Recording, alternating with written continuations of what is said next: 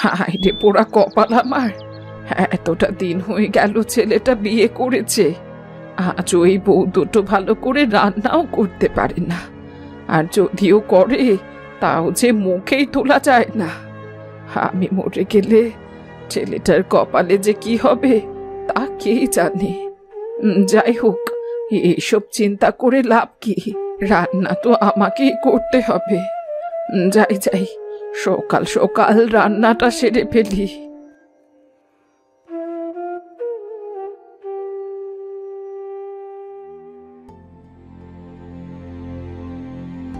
মা, ও মা, কতবার বলেছি তুমি আলাদা করে আর চুলো জ্বালাবে না। এখন আমি বিয়ে করেছি, আমার বউ আছে, মেয়ে আছে, এসব কাজ তুমি করতে যাও কেন বলো তো? আমি তো চন্দ্রাকে বলেছি সকাল সকাল যেন তোমার ঘরে ভাত পৌঁছে দেয়। তারপরেও তুমি রোজ রোজ রান্নাঘরে কি করো বলো তো? কি বললি তুই? তোর বউ আমারে রান্না করে খাওয়াবে? সে তো দেখছি গত 5 বছর ধরে তোর বউ তো আমাকে রান্না করেই খাওয়াচ্ছে। খটি বাড়ির মেয়েকে বিয়ে করেছিস, বাঙালি রান্না সে কি বুঝবে রে? ওই সব কি মুখে তোলা যায়?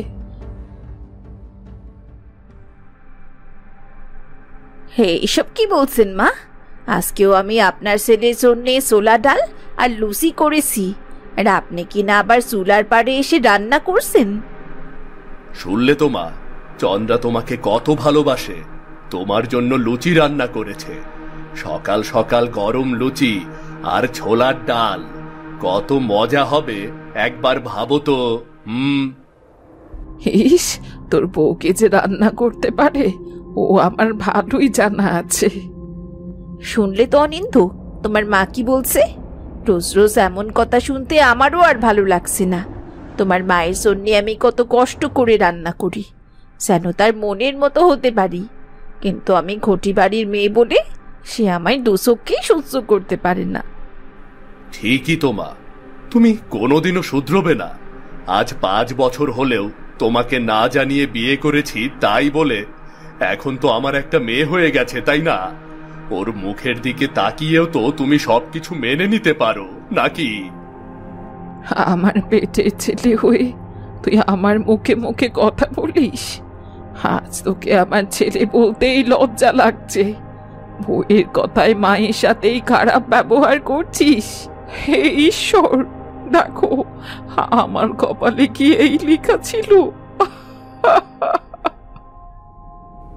এই তো আজ আবার শুরু হলো। হে ঈশ্বর, তুমি আমাকে রক্ষা করো। রোজ রোজই দেখে এসব আর ভাল লাগছে না আবার। মা, হে কি করছেন? এইভাবে কাঁদলে সবাই কি বলবে? ওগো ওগো, তুমি কিছু বলছো না কেন? শোনো, আজ আমি তোমায় বলে দিচ্ছি, রোজ রোজ তোমার মায়ের অত্যাচার আমি আর সহ্য করতে পারবো না। আমি ঘটি বাড়ির মেয়ে বলে কি মানুষ নই? তুমি তো নিজের চোখেই দেখো তোমার মা আমার সাথে কেমন ব্যবহার করে।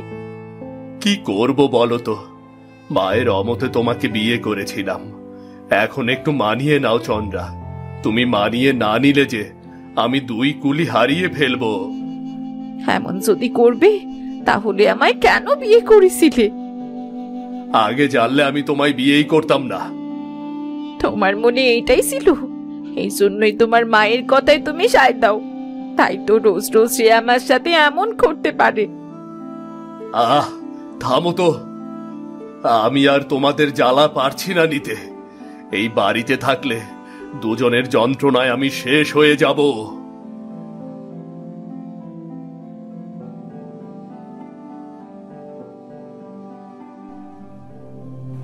কি যে করি, মাঝে মাঝে এত প্যারা দেয় দুজনে যে মনে হয় এ দেশ ছেড়ে চলে যাই। কিন্তু কি করব, সেই তো শেকলে বাঁধা আমি।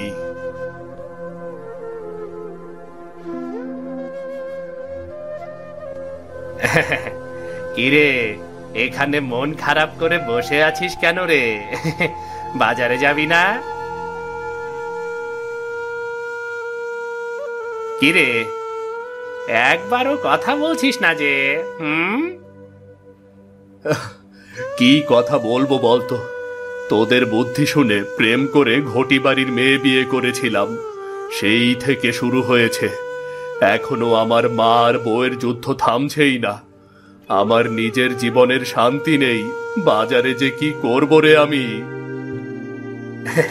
আরে এটা কোনো কথা? এত বছর পর তোদের এত সুন্দর একটা সংসার, মিষ্টি একটা মেয়ে, এগুলো না করলে কি আর এসব পেতিস বল? এখন বল দেখিনি কি হয়েছে, বল বল বল। কি হয়নি তাই বল। মাকে তো কিছুই বলতে পারি না। চন্দ্রার কোনো দোষ দেখি না আমি। ও তো সারাক্ষণ চেষ্টা করে, কিন্তু মা সারাক্ষণ ওকে ঘটি বাড়ির মেয়ে বলে ছোট করে দেখে। উঠতে বসতে কথা শোনায় সবখানে। বাঙালি রান্না করতে পারে না বলে খোঁটা দেয়। চন্দ্রা মায়ের পছন্দের রান্নাও করে, তবুও মা ওকে একটুও ভালো চোখে দেখে না। আরে ভাই, এটা কোনো বিষয় হলো? শাশুড়ি বউ এরকম একটু আধটু হয়েই থাকে আর কি। তুই কি করে বুঝবি? তোর তো আর মা বউ একসাথে থাকে না।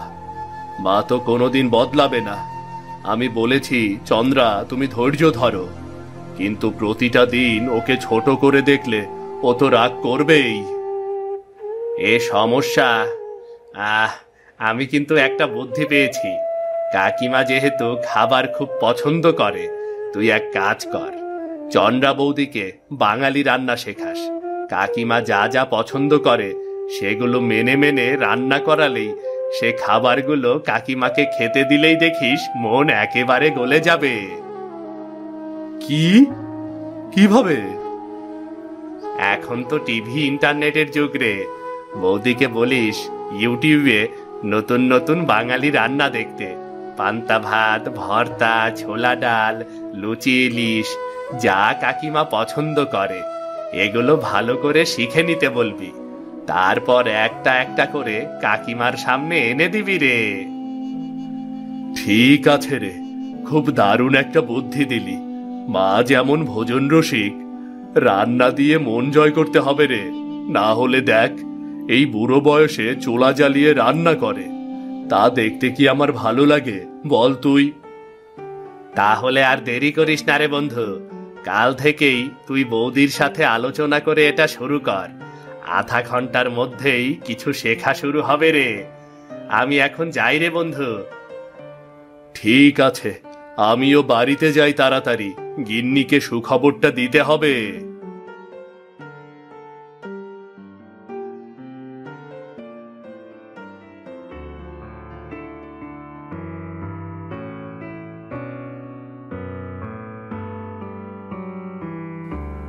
মারে, ওখানে কি করছিস? বাবা বাবা, আমি না খেলছি। দেখো, আমার বন্ধু জ্যোতির কত সুন্দর খেলনা রয়েছে। তুমি কি ওই খেলনাটা আমায় কিনে দেবে বাবা? ওরে, আমি কিনে দেব, কিন্তু আগে বাড়ি চল। তোর মা না খেয়ে আছে, আমরা সবাই মিলে খেয়ে নিই, কেমন? সত্যি সত্যি বাবা, তুমি আমায় এমন একটা বড় খেলনা কিনে দিবে? হ্যাঁ হ্যাঁ, চল এখন, চল।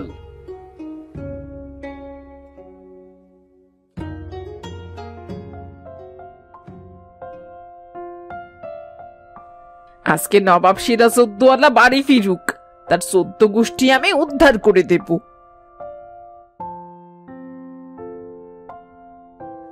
এই রে, আজ তো গিন্নি একেবারে রেগে গেল। সত্যি সত্যি আমার 14 গোষ্ঠী উদ্ধার করে ছাড়বে না তো? এখন আমি কি করব? বাড়ির মধ্যে ঢুকবো না আবার অনিন্দের বাসায় চলে যাব? আই ছোট লোক, কোথায় ছিলি এতক্ষণ? তোকে না বলেছি আমার সোনার হার গড়িয়ে দিতে হবে? ছি ছি ছি ছি মাধবী, তুমি এসব কি বলছো? এই মরেছে রে, পরের সালিশ করে আসলাম, অথচ আমার ঘরেই ভূমিকম্প চলছে। এভাবে ঝাঁটা উঁচু করে রেখে দিলে আমি বাড়ির ভেতরে কি করে ঢুকবো? আজকে এক্ষুনি আমার গলার হার বানাতে দোকানে যাবে, নইলে আজ থেকে এই ঘরের ভাত বন্ধ। ঠিক আছে ঠিক আছে, আগে আমায় ঘরে ঢুকতে দাও তো, আর একটু বুঝলেই তো সব ঠিক হয়ে যাবে। একবার বাড়ির মধ্যে নিয়ে যায়, তারপর পালাস কি করে তাই দেখি।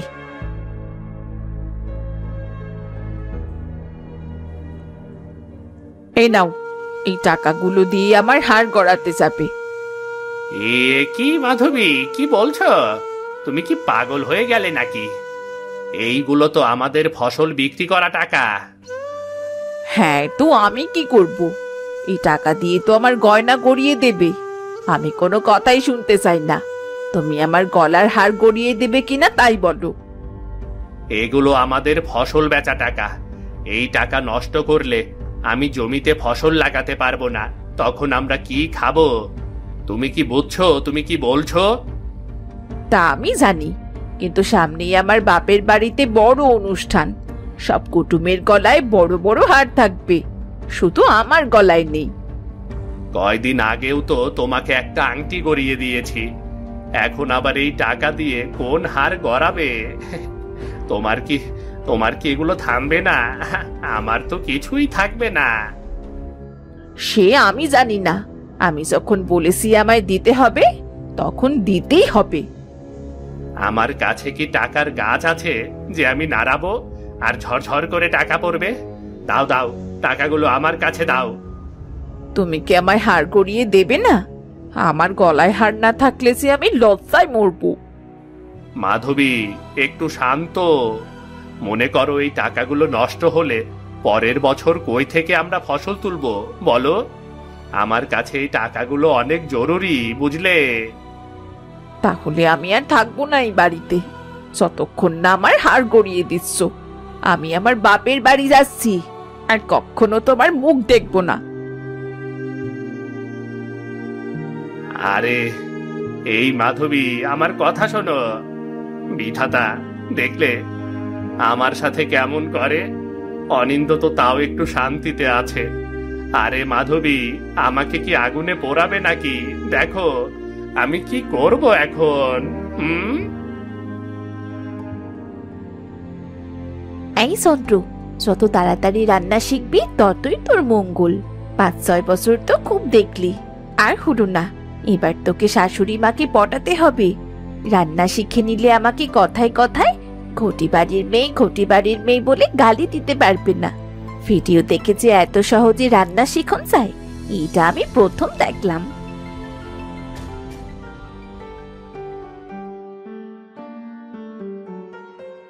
কি রান্না করছো হে চন্দ্রা? সর্ষে ইলিশ? হ্যাঁ গো হ্যাঁ, আমার মনে হয় সর্ষে ইলিশ রান্নাটাই মা বেশি পছন্দ করবে। আমার তো রান্না শেখা হয়ে গেছে। তুমি যাও না, সকাল সকাল বাজার থেকে একটা বড় ইলিশ এনে দাও। হ্যাঁ, তুমি ঠিক বলেছ। মা কখনো সর্ষে ইলিশ খায়নি। মাকে সর্ষে ইলিশ করে খাওয়াতে পারো, তবে মা তোমার উপর পটে যাবে, দেখো তুমি। তাই যেন হয় গো।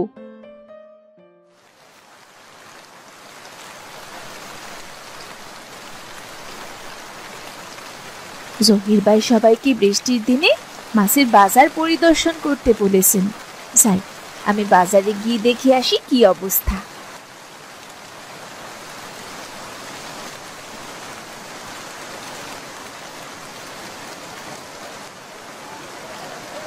বৃষ্টি দেখে মনে হয় কেউ বাজার পরিদর্শনে আসেনি, কিন্তু এটাই তো মূল কাজ ছিল। যাকে আমি বরং মাছের বাজার দেখে যাই, বৃষ্টির মধ্যে মাছের দাম দর কেমন জেনে যাই।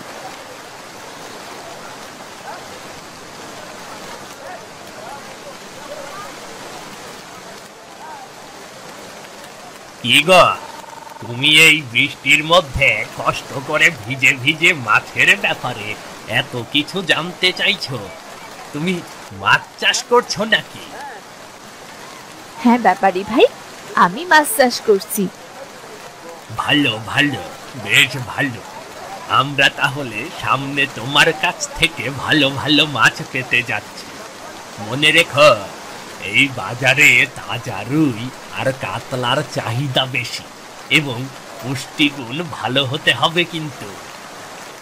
আমি সেটাই চাই, আমার মাছ হবে সেরা মাছ, তোমরা দেখে নিও।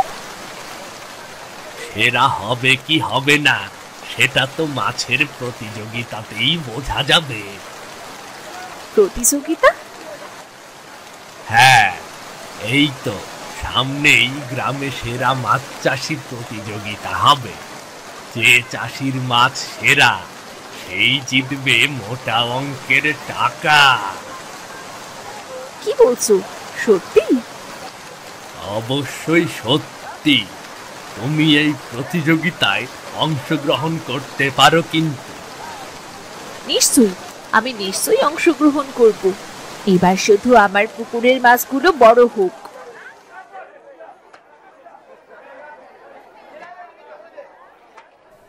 আরে বাহ, সালমার পুকুরের রুই তো দেখতাছি এলাকার মাছগুলোর মধ্যে সবচেয়ে স্বাস্থ্যবান আর সুন্দর। এই মাছ যে সালমার কঠোর পরিশ্রমের ফসল তা বোঝাই যাইতাছে। হ্যাঁ, তাই তো দেখছি। আমার মনে হয় আজকের প্রতিযোগিতায় সালমাই জিতবো। আমি মাছ চাষ করে আমার সংসারের হাল ধরতে পেরেছি, একটু সচ্ছলতার মুখ দেখেছি, আর আমি তাতেই খুশি। আমি জানতাম তোমার মতো পরিশ্রমী মেয়ে কখনো হারবে না। প্রধান বিচারক সাহেব কি মাছ দেখছেন? হ্যাঁ চাচা, সব বিচারকরাই প্রতিযোগিতার উদ্যোক্তারা মাছ নিয়ে দেখিয়ে এনেছে। এই প্রতিযোগিতার প্রধান বিচারক কে? ওই যে উনি প্রধান বিচারক। জহির ভাই প্রধান বিচারক? তাহলে তো হয়েছি। আমি জানি আমার মাছই সেরা, কিন্তু জহির ভাই প্রধান বিচারক এবং তিনি আমাকে পছন্দ করেন না, সুতরাং আমার জেতার কোনো আশা নেই। সবার দৃষ্টি আকর্ষণ করছি, এবার আমি বিজয়ীর নাম ঘোষণা করব। আমি আর থেকে কি করব, আমি বরং চলেই যাই। এবারের প্রতিযোগিতার বিজয়ী হয়েছেন সালমা বেগম। তাকে পুরস্কার গ্রহণ করার জন্য আমন্ত্রণ জানাচ্ছি। সালমা বেগম। আমি আমি বিজয়ী? বলেছিলাম না তুই জিতবি? যা যা, পুরস্কার নিয়ে আয়।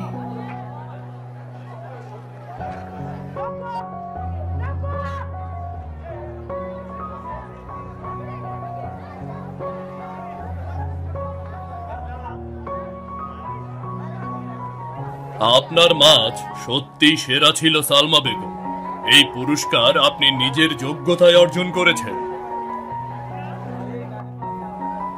ইলিশ ইলিশ, তাজা ইলিশ, বড় বড় তাজা ইলিশ। এই ভাই, নেবেন নাকি নেবেন নাকি তাজা ইলিশ? এই দিকে আসেন, একেবারে কম দামে দেব। ইলিশ ইলিশ। ও ভাই, এই ইলিশ দেখো, আজ সকালে তুলছি, একেবারে সব টাটকা। অল্প দামে দিয়ে দেব সব, অল্প দামে। দেখেছিস বন্ধু, আসতে না আসতেই শুরু হয়ে গেল। আরে আমরা 2-4টা দোকান দেখে তারপরে একটা ভালো মতো মাছ কিনে নিয়ে যাব, বুঝলে? আরে বন্ধু শান্ত হও, শুনছিস না? সবাই মাছ বিক্রি করতে চায়, বাজারে আসলে এগুলো তো শুনতেই হবে। চল ওই দোকানটাই যাই, চল।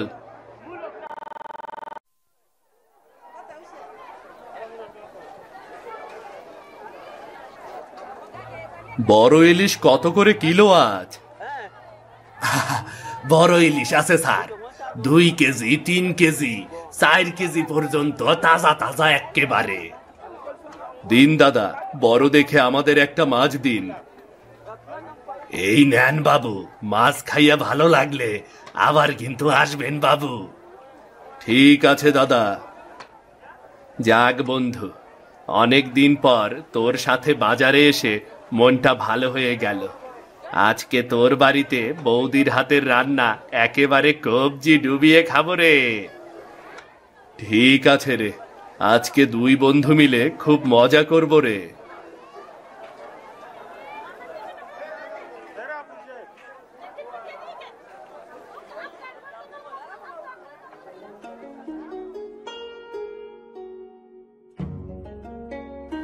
মাছটা কি তোর পছন্দ হয়েছে? পছন্দ হবে না মানে? আমরা নিজ হাতে দেখে শুনে মাছটা এনেছি না। ঠিক বলেছো। তোমাদের পছন্দ কি আমার অপছন্দ হতে পারে? এখন অপেক্ষা করো, রান্না কেমন হয় সেটাই দেখার পালা। আমি আর দেরি করছি না, চুলোয় হাঁড়ি চাপিয়ে দিলাম।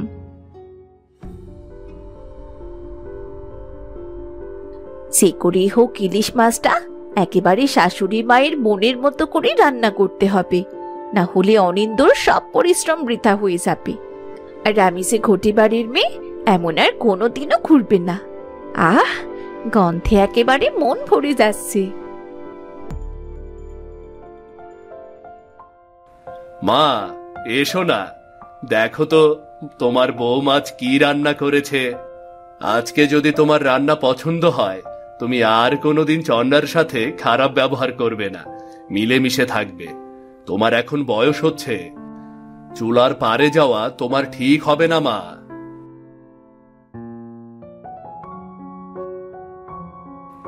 তা এত করে যখন বলছিস, চল দেখি তোর বউ কি রেঁধেছে। আরে চন্দ্রা, দেরি করছো কেন? মায়ের পাতে বড় ইলিশ আর ঝোল তুলে দাও। এই নিন মা, আপনার জন্যে যত্ন করে রান্না করেছি, আপনার নিশ্চয়ই পছন্দ হবে।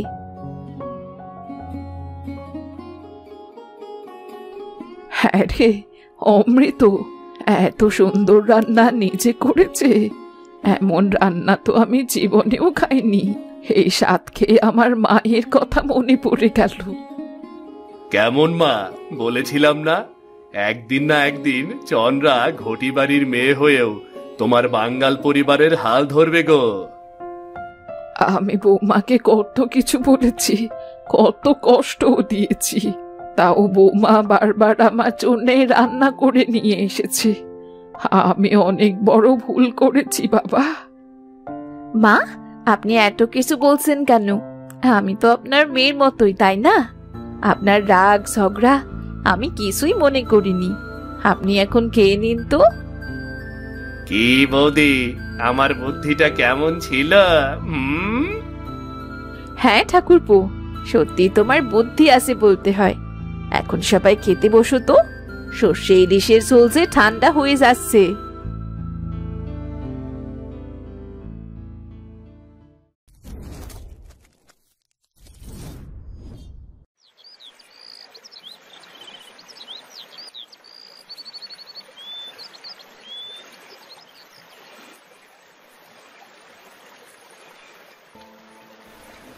হে সৃষ্টিকর্তা, কার এত কষ্টের ডাক?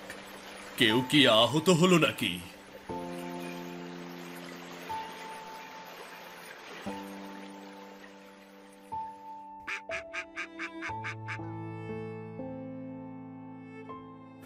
হায় সৃষ্টিকর্তা, এর অবস্থা তো দেখছি খুবই খারাপ। পা ভেঙে গেছে, আর এ কত কষ্টে কাঁদছে। এ তো দুর্বল, এ তো অসহায়। আমি কি একে সাহায্য করতে পারি? শুনছিস ছোট্ট বন্ধু, ভয় পাস না, আমি তোকে মরতে দেব না। আমি তোকে সাহায্য করব, তুই কিছুতেই ভেঙে পড়িস না। আমি আছি তো, আমি আছি। কত নির্মম জীবন, এমন ক্ষুদ্র প্রাণের জন্য এত কঠিন। মানুষ হয়েও আমরা অনেক সময় তাদের কষ্ট বুঝি না। আজ আমি চেষ্টা করব একটু হলেও তার যন্ত্রণা কমাবো। হে সৃষ্টিকর্তা, তোমার সৃষ্টি সত্যিই বিস্ময়কর। আমরা মানুষ হয়েও অনেক সময় অনুগ্রহ ভুলে যাই।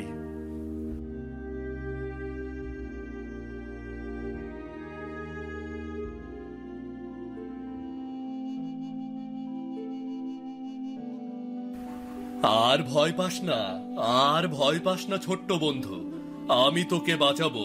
দেখিস, আমি একটু একটু করে তোর পা পরিষ্কার করছি, যন্ত্রণাটা কমবে। বিশ্বাস কর, তুই আবার হাঁটতে পারবি, আবার হাঁটতে পারবি তুই।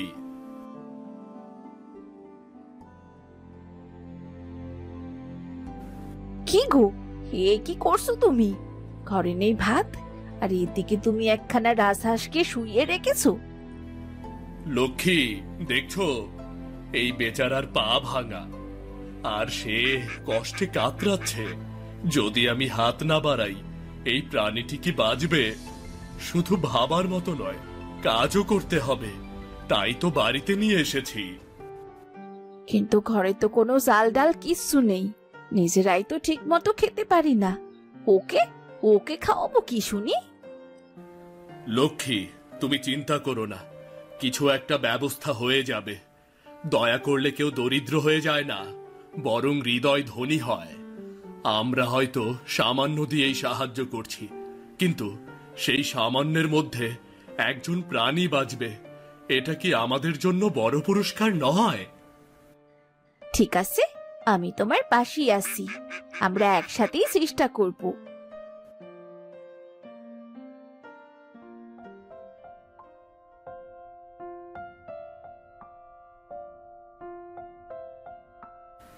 এ হলো সত্যিকারের শান্তি, দয়া দিয়ে অন্যের কষ্ট লাঘব করা, বুঝলে?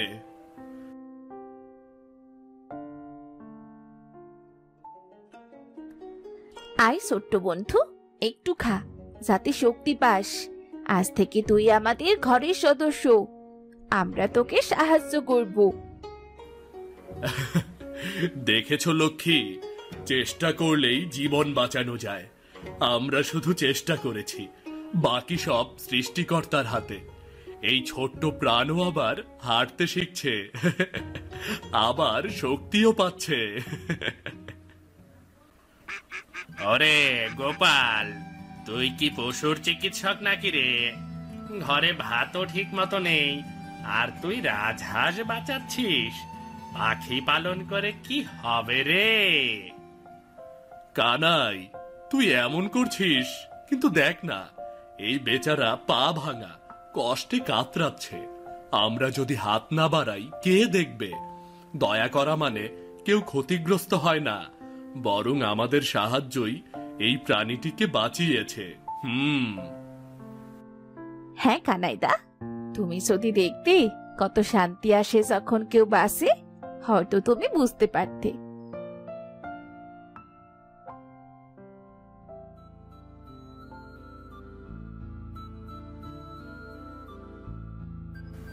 দেখছিস ছোট্ট বন্ধু, আমাদের চেষ্টা, আমাদের যত্ন, এই দুটোতেই তুই কিন্তু বেঁচে আছিস রে।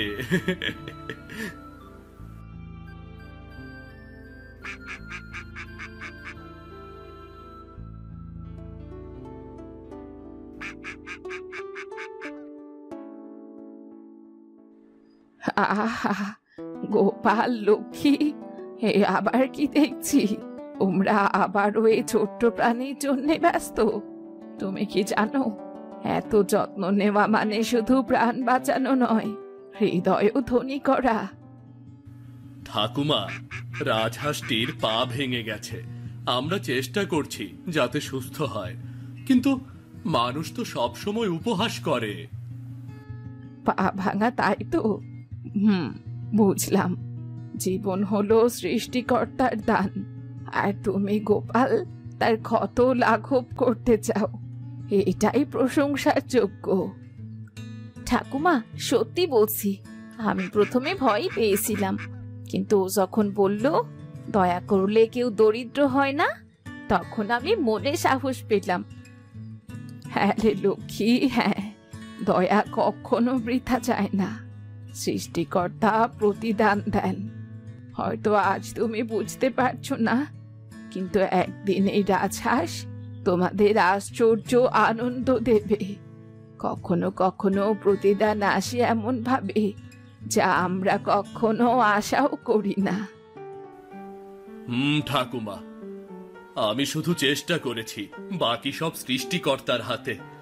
আমরা যত্ন করেছি, এটাই যথেষ্ট। হ্যাঁ রে গোপাল, হৃদয় খাঁটি হলে সৃষ্টিকর্তার আশীর্বাদ আসে। মনে রেখো, যত্ন, দয়া, ভালোবাসা সব সময় পুরস্কৃত হয়।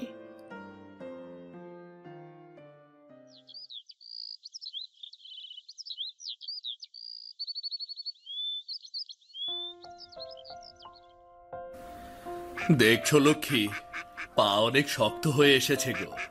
আর একটু চেষ্টা করলেই ও পুরোপুরি হাঁটতে পারবে। এ কত যে খুশি লাগছে আমার। ছোট্ট বন্ধু, দেখছিস তো তুই কতটা শক্তিশালী হয়ে গেছিস। আর ভয়ে কাঁপছিস না, আমরা পাশে আছি তোর।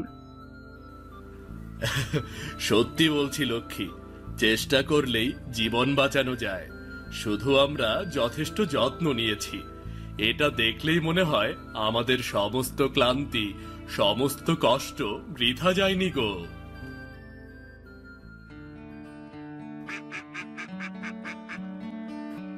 হায় হায়, এ আমি কি দেখছি?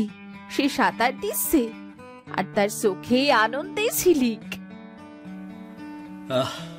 হ্যাঁ গিন্নি, এটা আমাদের পুরস্কার। আমরা শুধু ভালোবাসা দিয়েছি, আর এই ছোট্ট প্রাণ ফিরে সেই ভালোবাসার প্রতিদান দিচ্ছে।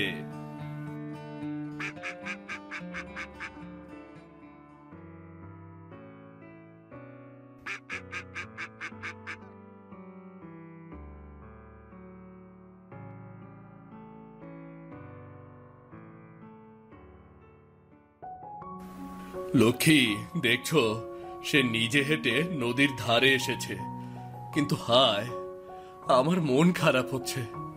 হয়তো আর কখনো দেখা হবে না, কখনোই না। হ্যাঁ গো হ্যাঁ, এটাই স্বাভাবিক। এখন তার জীবন স্বাধীন। আমরা শুধু চেষ্টা করেছি তাকে সুস্থ করার, বাকি সব সৃষ্টিকর্তার হাতে। ছোট্ট বন্ধু, তুই জানিস না আমাদের কত আনন্দ দিলি। তোর পা ভাঙা ছিল, কত কষ্টে কাতরাচ্ছিলি তুই, আর আজ তুই আবার স্বাধীন। এই দেখলেই মনে হয় যত্ন আর দয়া বৃথা যায় না রে। সে জলে যাচ্ছে। আমাদের ভালোবাসা, আমাদের যত্ন, এটাই তার জীবন ফিরিয়ে দিয়েছে। হয়তো আজ থেকে আর দেখা হবে না, কিন্তু আমরা যা করেছি তা যথেষ্ট।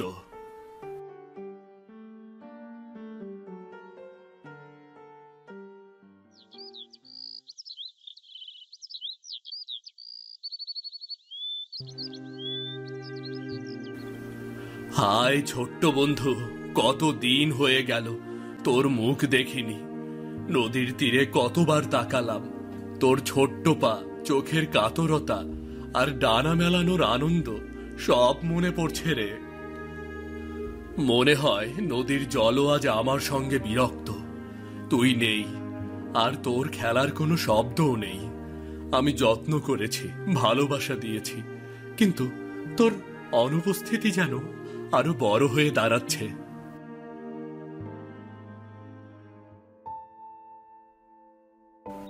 তুমি বাড়ি যাবে না? আমি জানি তোমার মন খুব খারাপ। তুমি রাজহাঁসটাকে এত দয়া করেছো, এখন যে নেই তা মনে পড়লে মন ভারাক্রান্ত হয়ে যায়। হ্যাঁ লক্ষ্মী, ভালোবাসা আর যত্ন দিয়েছি, তবুও মনে হয় কিছু বাদ গেছে। মনে পড়ে রাজহাঁসটা আমাদের সাথে কিভাবে ছিল, কত শান্তি নিয়ে আসেও। আজও তার অভাব অনুভব করছি আমি গিন্নি। হয়তো ছোট্ট বন্ধু এখনো আমাদের কাছে আছে, শুধু চোখে দেখা যায় না। তাকে হৃদয়ে রেখেছি।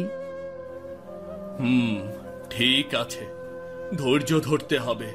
হয়তো একদিন সে আবার ফিরে আসবে, আর সেই দিন হবে আনন্দের দিন। সেদিন আমাদের আনন্দ আর শেষ হবে না গিন্নি।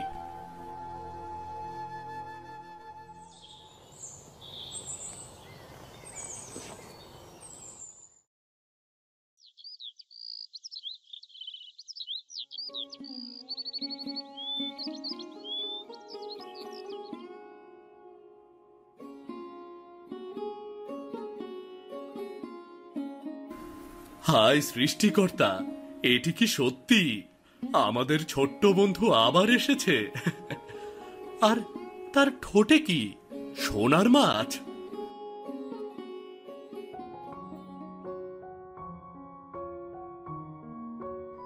হায় হায়, এ কি দেখছি আমি? ওর মুখে এটা কি? মনে হচ্ছে যেন সোনার মাছ। হ্যাঁ লক্ষ্মী, তুমি ঠিকই দেখছো, ও হয়তো এটা দিয়েই আমাদেরকে পুরস্কৃত করতে চাইছে। হ্যাঁ গো হ্যাঁ, সত্যি আমরা যা দিয়েছি তার মূল্য যে কত বড় আজ তা স্পষ্ট হয়ে গেছে। এই মুহূর্তে হৃদয় আনন্দে ভরে গেছে গো। হ্যাঁ ছোট্ট বন্ধু, তুমি শুধু সুস্থ হয়েই আমাদের আনন্দ দাওনি, তার প্রতিদানে তুমি আমাদের ধনীও করেছো।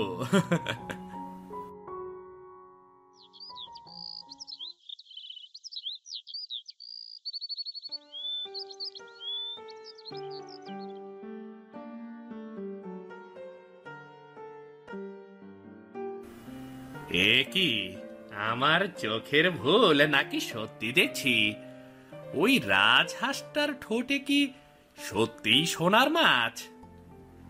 ভুল দেখছিস না কানাই, সত্যিই সোনার মাছ। গত কয়েকদিন ধরে প্রতিদিন সকালে ও এভাবেই একটা করে মাছ এনে দিচ্ছে। আমরা মাছটা বিক্রি করে সংসার চালাই। সৃষ্টিকর্তার আশীর্বাদ ছাড়া আর কি হতে পারে বল? আরে এ তো তোদের ভাগ্য খুলে দিয়েছে রে, ভাবতে পারছিস?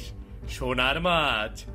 এতদিন গরিব ছিলি, কষ্টে দিন কাটাচ্ছিলি, এখন তো তোর রাজত্ব হবে রে, রাজত্ব।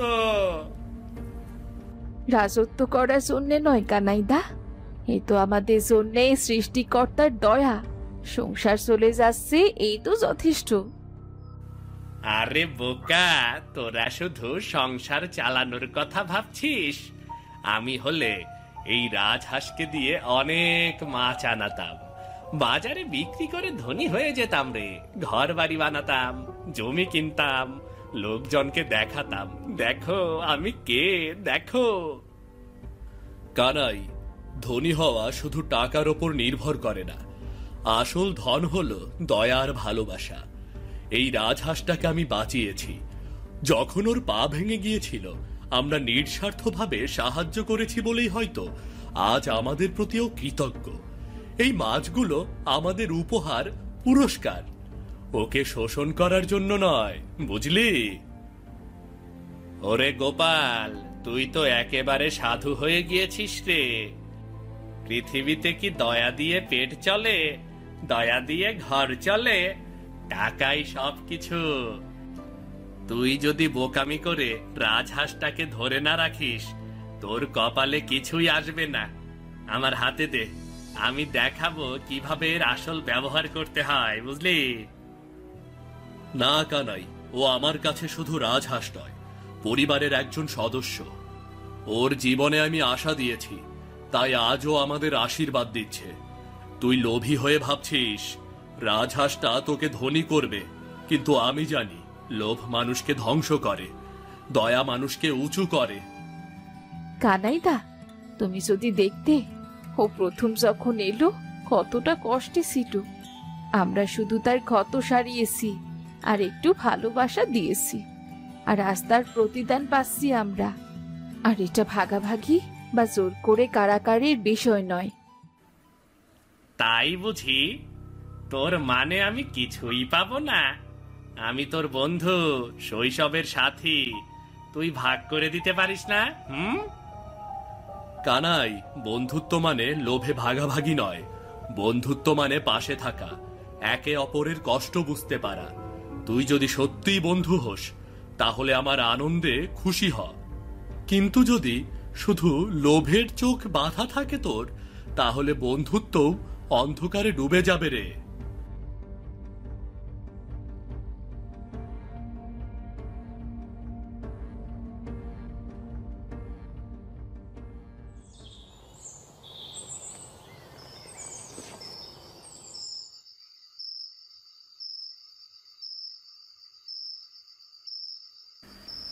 ধর, গোপালটা কি আজকাল সাধু হয়ে গেছে নাকি? রাজহাঁসটা তার ঘরে থেকে প্রতিদিন সোনার মাছ এনে দিচ্ছে, আর আমি শুধু শুধু তাকিয়ে থাকবো? এটা আমি কিভাবে মেনে নেব? না না না না না, কোনোভাবেই মেনে নেব না। এ মাছ দিয়ে কি হবে?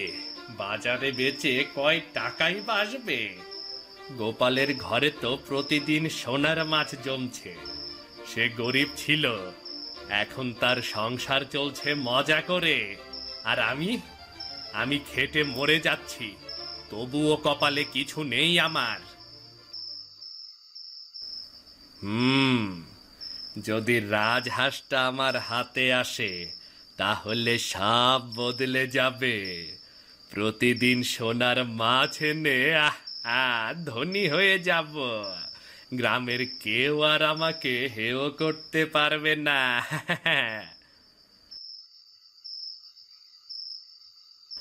কিন্তু গোপাল তো আমার বন্ধু, শৈশবের সঙ্গী।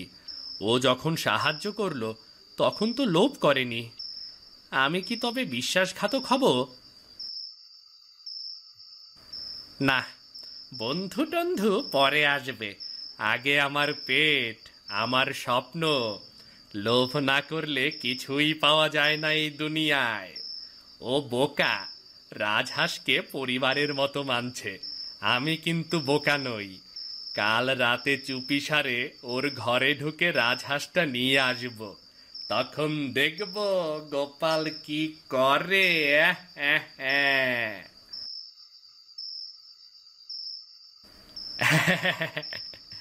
রাজহাঁস আমার হলে প্রতিদিন সোনার মাছ আমিই পাবো। তখন গোপাল আবার আগের মতো গরিব হয়ে যাবে। আর আমি হব গ্রামের সবচেয়ে ধনী মানুষ। সবাই আমায় সম্মান করবে।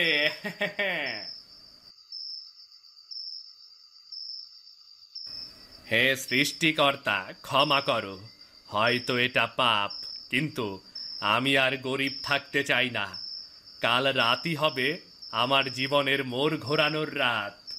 রাজহাঁসটা চাই আমার, যেভাবেই হোক রাজহাঁসটা আমার চাই চাই।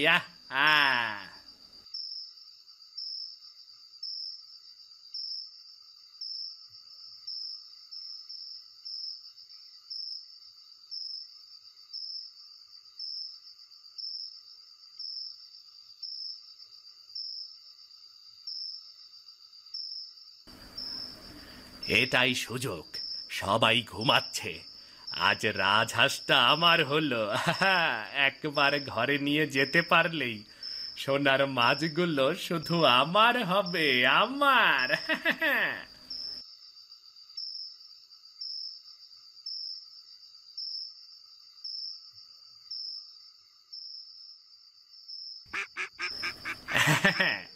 ভয় পাস না ছোট্ট বন্ধু, আজ থেকে তুই আর গোপালের নয়, আমার সম্পদ। কে রে? থাম বলছি, থাম।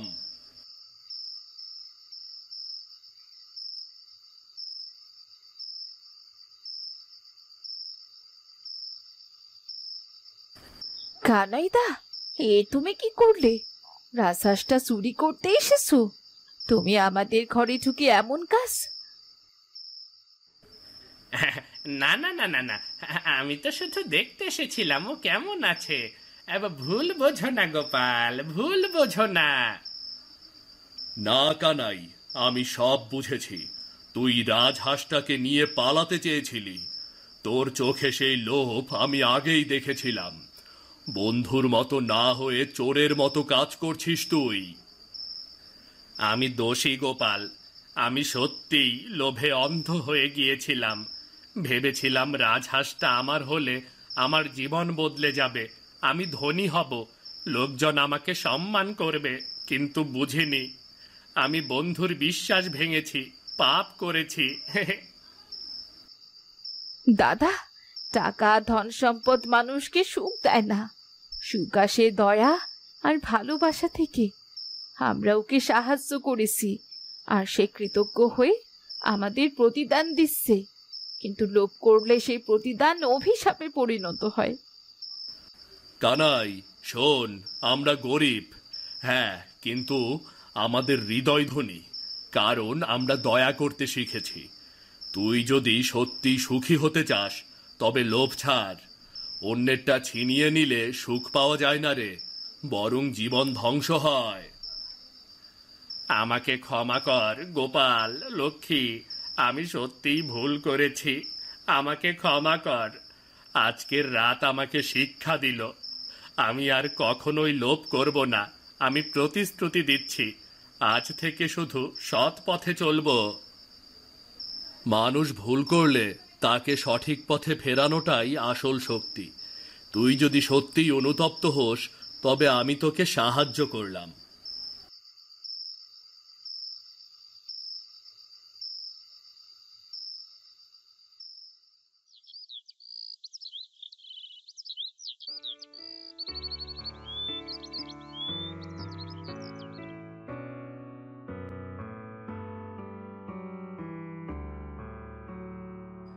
আহ, এত গন্ডগোল কিসের?